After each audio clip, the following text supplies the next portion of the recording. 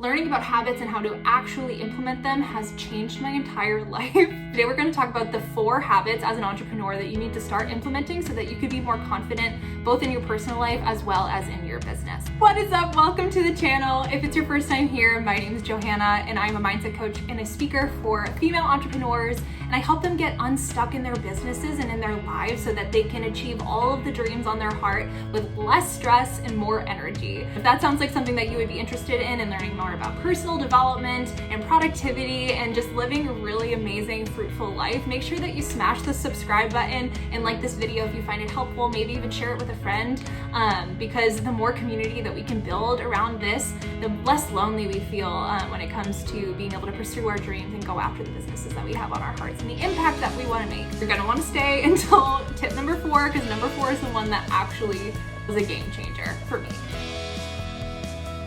The first daily habit that I want to share with you is a habit of learning. So you want to provide excellent value to your clients. It's imperative that you yourself are constantly learning. Improve your skills and your knowledge in your own industry. It expands your own mindset, and it helps you unpack stories or limiting beliefs that you might have that might be holding you back or holding back your business's success. It helps you to stay up to date on changes in consumer behavior, and could also be taking up hobbies so that you're not just working 24/7, whether you work your business full time or you have a 9 to 5 and you're working your business on the side, which I did for many years. And if that is you, I see you and I am you and I love you because it's not easy. It's important to make time for learning new hobbies, such as learning a new language, activity, or singing or dancing, or some sort of like physical activity like that. We learn new things that we're genuinely interested in.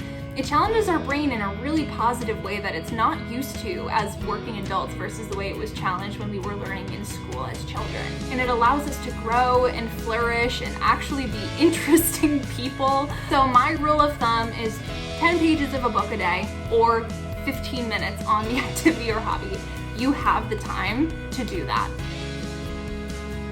The second daily habit that I want to share with you about building your confidence every single day is to become vigilant about your focus. So in a world that's constantly trying to distract us with all of the apps, all of the new technology, all of the new platforms, all of the notifications, being able to focus is so freaking hard. Like, think of how many times you go to grab your phone in a day without a real reason to use it. Like, I'm sure I'm not alone in feeling that way of like, why did I even grab my phone? Focus gives you a superpower as a business owner, especially if you don't have a team, if you're just doing everything yourself.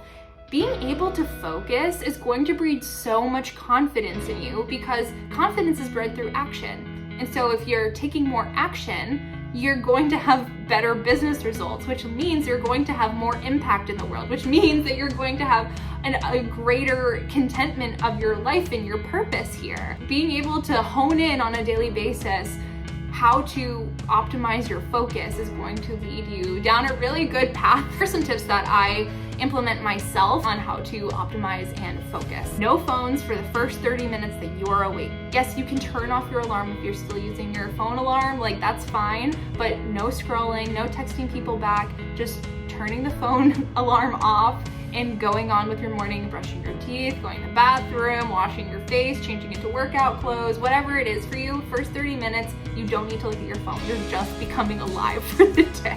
Another one is turning off all notifications from apps other than phone calls coming through and text messages. You don't need it to tell you that someone's trying to reach out to you. You don't need to have that sense of urgency of knowing like that someone needs you on something that isn't necessarily important in that moment. So turn off all notifications. I promise you, you will see the things when you need to see them. Have your phone on the table.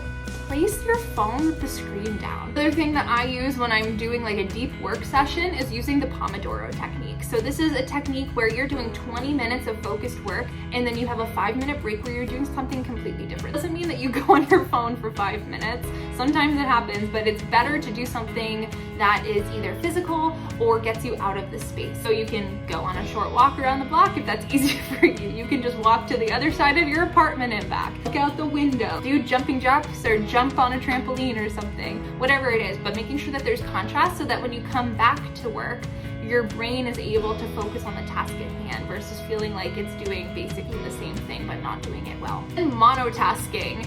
I find that, like, I don't know if it's just like a product of like being a millennial or whatever, but like I felt like multitasking was like this thing that everyone wanted to be able to do. And when it comes to work, it's not efficient. It has been proven scientifically that our brains work better when we focus on one thing at a time instead of jumping between things or trying to simultaneously do things. Just do one thing and finish that thing, and then it's done, versus like doing a little bit of this and a little bit of that and a little bit of this and a little bit of that, all the things on your to-do list. That scatters your brain, and not only do you not actually complete anything and gives you like negative feelings of accomplishment for the day, it also means that you're going to have more feelings of stress and anxiety because your brain can't do everything that it needs to do, and you don't have that sense of satisfaction of being able to complete something. So when it comes to work, focus on one thing at a time and then move on.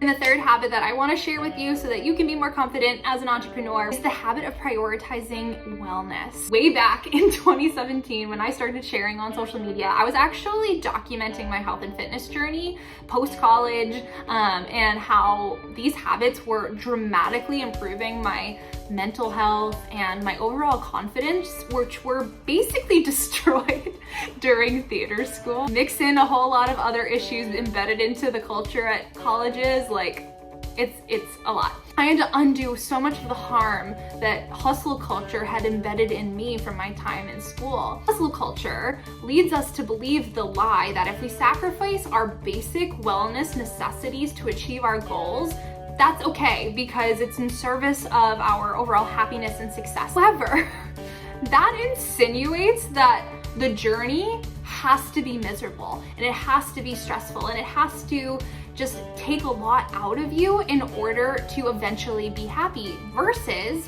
enjoying the journey, having it feel aligned, having you feel good in the process of achieving the things that you want, because we don't know how long it's going to take us to achieve something. We can set a goal and reverse engineer it and make sure it's a smart goal and do all of the things, but in the long run, we really don't know what other things are going to get in its way. We don't know any obstacles we might have to overcome or extensions of deadlines that might happen. Why would we put off feeling well and taking care of the one body that we're given, with the one soul that we're given, with our health that's so important, especially now?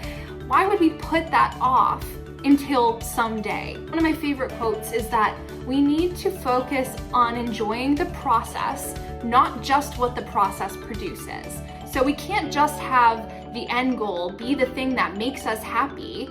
We need to be happy in the process. I don't want to look back and think most of our days were spent miserable, grinding and trying to hustle and achieve all these things that, like, in the long run don't really matter. I'm not gonna say you're not gonna have hard days or days where the work feels challenging or you come against obstacles, but what if you went into it with the mindset that taking care of myself is my top priority?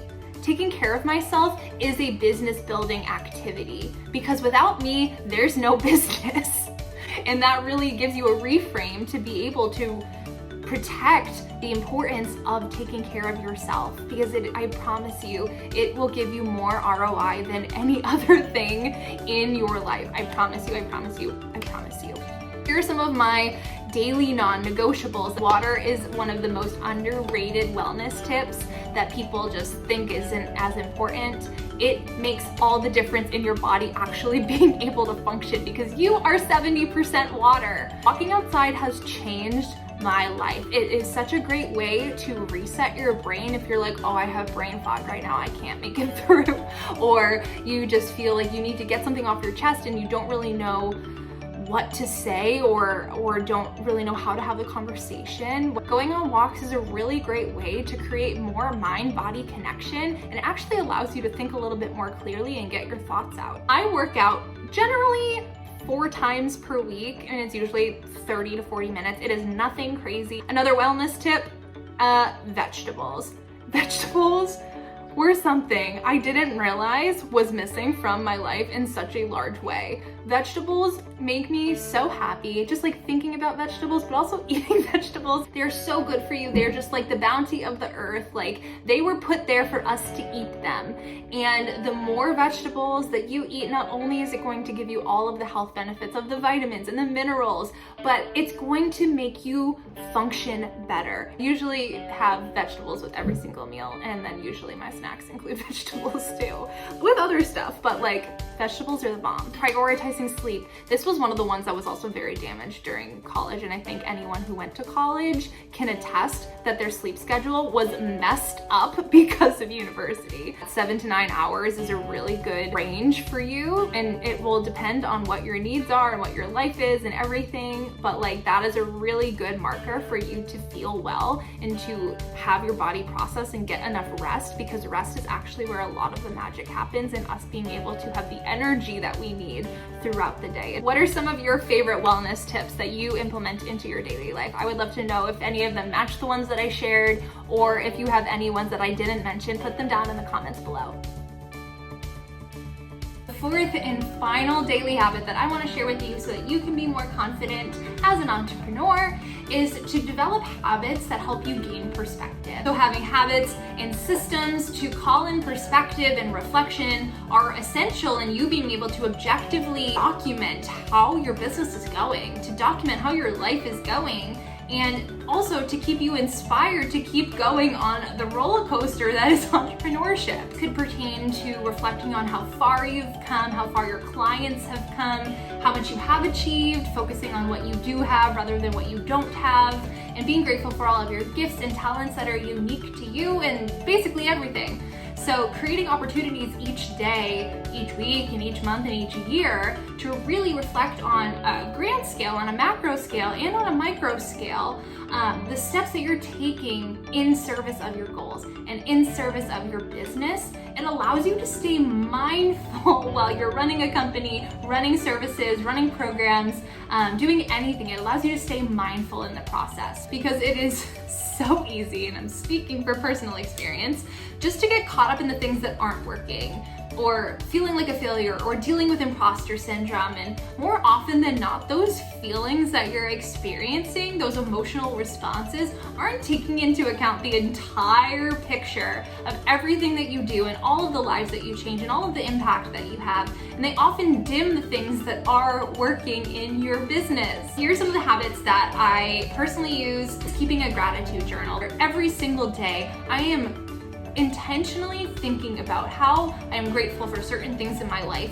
and writing them down, and seeing the pages just begin to collect and collect and collect of all these things that I am grateful for. I am so much happier, and I am so much more abundant than I ever was before I started practicing gratitude. It makes things so clear of how blessed we are, how many opportunities that we have, how many amazing people we have in our lives, and it's just like truly amazing. So I spend 5 minutes when I wake up. This is the one I use, the 5-minute journal. 3 things that you're grateful for, 3 things that would make today amazing, some affirmations that you want to remember, or I am statements. And at the end of the day, there are reflection questions that take less than 5 minutes. 3 amazing things that happened today, and then how could today have been even better? And then close out your day in a very mindful way. Another thing that I like to do is having different mantras, because sometimes when you do get caught up in the emotional roller coaster, you need to have something that you can say to yourself to put things into perspective. Measure the gain, not the gap. My business isn't about me, it's about my clients and who I can serve. Usually when we are dealing with imposter syndrome, or